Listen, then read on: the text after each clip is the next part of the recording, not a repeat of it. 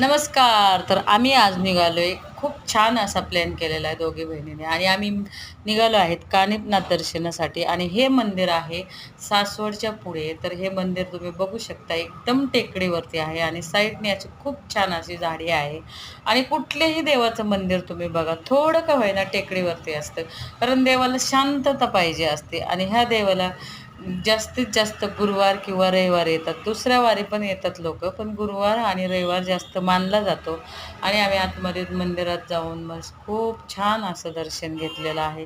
आपण 5-10 मिनिटासाठी का होईना, कुणीही असो, कुठल्याही मंदिरात गेल्यानंतर कसलंही आपल्या डोक्यात टेन्शन असो, आपण 5-10 मिनिटासाठी का होईना ते बाजूला ठेवतो आणि एकदम शांत मनाने देवाचं दर्शन घेतो आणि 5 ते 10 मिनिट असं बसल्यानंतर देवाचं छान असं स्मरण केलेलं आहे. आणि नंतर आज माझं दर्शन झाल्यानंतर आमचं दोघींचं दर्शन झाल्यानंतर आम्ही मंदिराचा परिसर पूर्ण फिरून पाहिला. असं शांत वाटलं आणि मंदिराची प्रदक्षिणा पण केल्या आणि नंतर बाहेर आल्यानंतर मंदिराच्या कानिफनाथची मूर्ती आहे, छोटीशी हत्ती आहे आणि खूप असं एकदम रम्य वातावरण आहे. आणि कानिफनाथच्या पायथ्याशी खाली श्री दत्तगुरूंचं पण मंदिर आहे आणि तिथं पण आम्ही दर्शन घेतलं. आणि हा दिसत आहे पुण्याचा पूर्ण परिसर. आणि व्हिडिओ आवडला असेल तर शेअर, लाईक, सबस्क्राईब करा.